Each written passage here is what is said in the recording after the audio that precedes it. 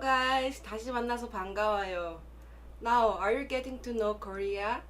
So we had our lesson about Korea's history, natural environment, and Korean language. But seems many of you are sleeping during the lecture. I can see you guys. Today we'll discuss about the Korean people or Koreanos. So what type of Koreans have you met? Korean missionaries? Have you ever met a Korean friend? Sometimes it will be hard to understand why the Koreans act that way. Why do they have such personalities? And why do they talk that way? Now, let's go inside the Korean's head and find out why and find out the answers. So all together repeat after me. 가자! Okay, together. 가자! 가자! 가자! 가보자! So do you know what are the advantages of Filipinos? Like we discussed about our OFW in last lesson, Filipinos are very kind to everyone and can adapt well wherever they go. Therefore, Filipinos are welcome in anywhere in the world and able to go out and work all over the world. On the other hand, Koreans are exclusive. They do not easily open their heart. Like we discussed on our last week about Korea, China, and Japan, the reason of being exclusive is resulting from receiving so many external intrusions. They have to struggle themselves so hardly without a rest to survive from the coming attacks of foreign countries. So, the greetings of Korean, which is 안녕하세요 or 안녕, like I told you last time, it means like good morning or hello in English, but the true meaning of the word is how are you today or how do you do? Since they didn't know what's going to happen over the night, it became like a habit for the Koreans to ask each other in the morning what was going on last night or nothing happened all through the night. So the greetings of Koreans became how are you than hello or good morning.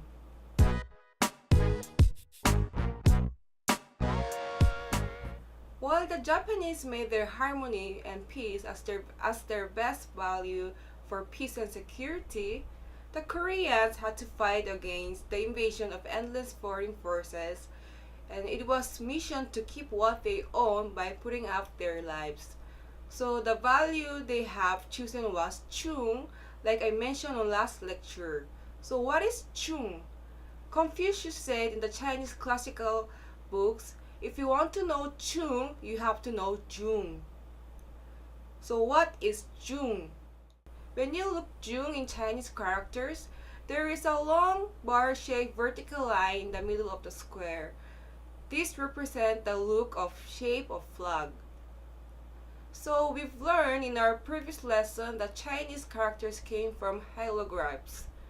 While drawing along the shape of flag, the Chinese character jung was born.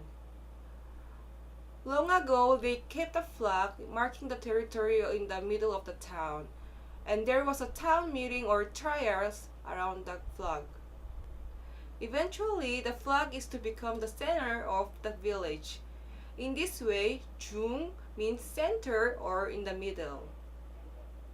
However, this word does not only contain the meaning of location. The true meaning that jung is carrying are the fair and upright mind, which do not bound by personal interest.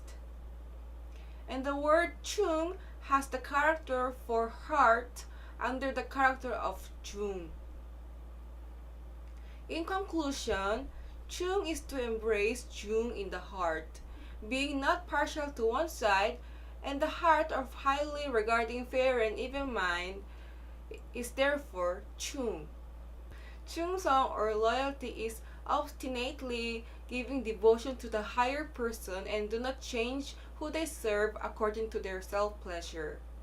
Chungshil or fidelity, obstinately performing the assigned task continuously and not changing the attitude frequently.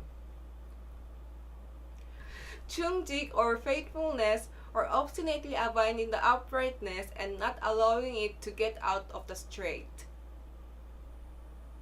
And 충신 or loyalist is a servant being obstinately loyal to his higher person and does not change his heart for his own interest.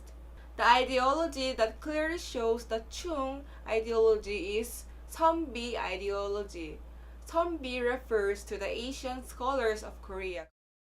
Scholars at the time are not only pointing to the people who were good at studying, but it refers to the man of character, equally having good personality, knowledge, and virtue.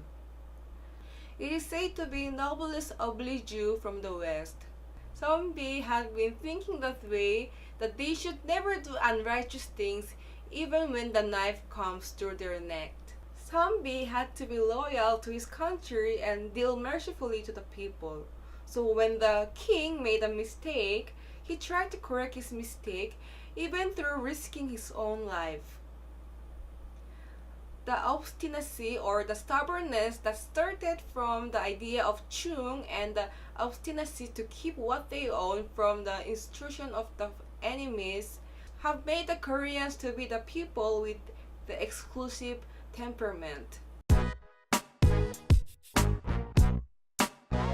Next, we have the ideology of equality. It is the mind that everybody should take even and fairly. Well, in good term, it seems to be stating everyone should have fairly and equally, but the truth is to think that others having things that I don't have is unfair and should not exist. There is a saying in Korean proverbs, when my cousin buys a land, my stomach aches. It means that if another person has the land that I don't have, I feel so upset that my stomach aches, which was fine before. It is the heart of being jealous with others turn out well rather than congratulating them. Meanwhile, Koreans with these ideas did not end with this jealousy. They didn't just stay jealous to have the things I don't have while others have. Instead, they work really hard to get the things that I don't have. As a result, it became a great contribution to the national economic development of Korea. The Koreans also highly regard to maintaining the identity as one Korea, thus to conventionalism, thinking that original form is most important.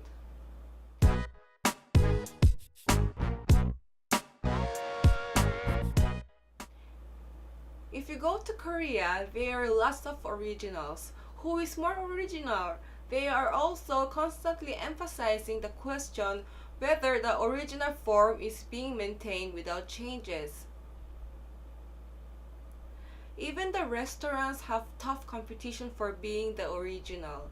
If you go to Korea, there are lots of restaurants with the signboard of traditional and original. Elders of the family seriously regards the writing down of family genealogy, and since the ancient times, conventionalism has been a big issue. There was a big discrimination between the legitimate and illegitimate child or the child born from concubine. Because of too much complications in blood relationships, you'll be in great failure when you don't know how to name your relatives. If you have your marriage, there are many special titles or names to call the relatives and family. What about in Philippines? What are the titles of your supposed family after the marriage?